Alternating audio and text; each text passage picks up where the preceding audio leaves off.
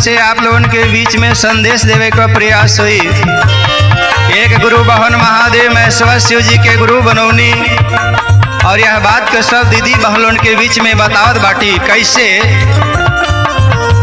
शिव गुरु बिना भावे ना भवनवाना,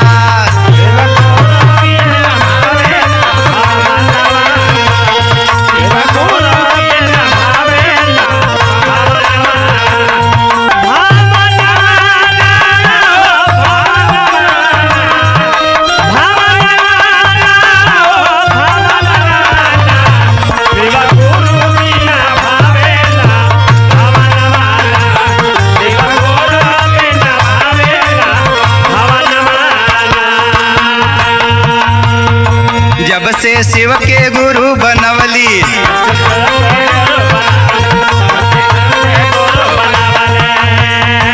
बहुत अनुभूति हम पवली।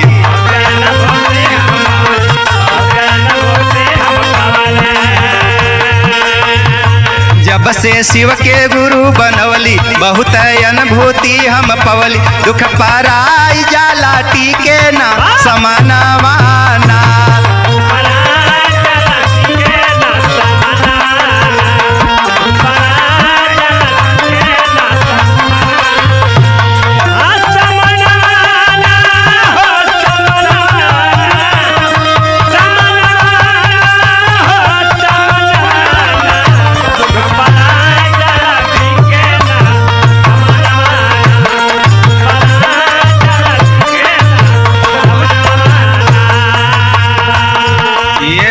बहनी वह दीदी कहले बाटी।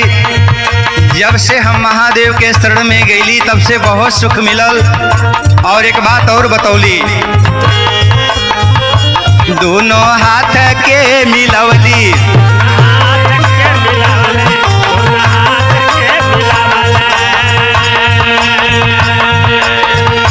एक कटोरिया बनवली,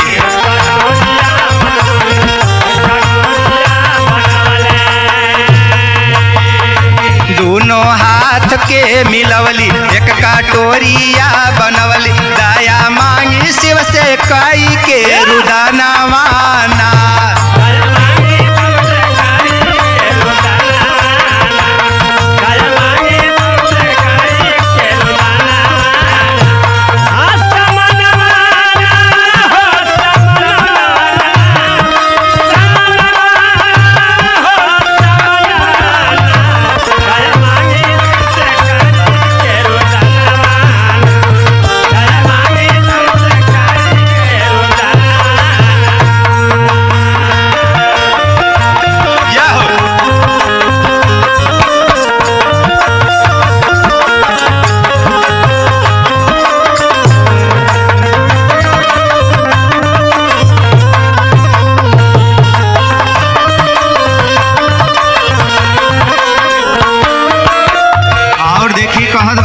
गुरु बहना कैसे।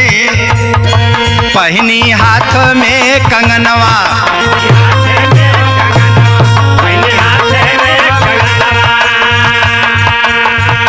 चर्चा करीला जहनवा,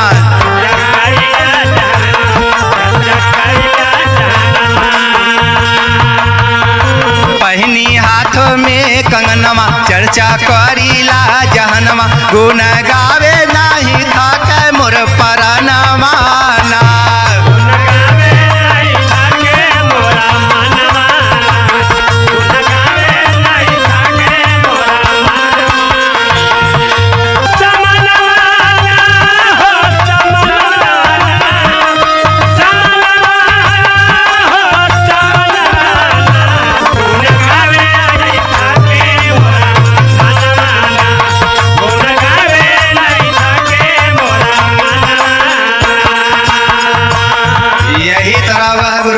समझौले बाटे सब दीदी बहन के।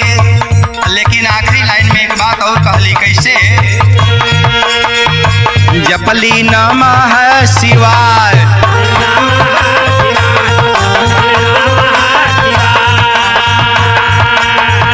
सब कुछ गईली हम पार,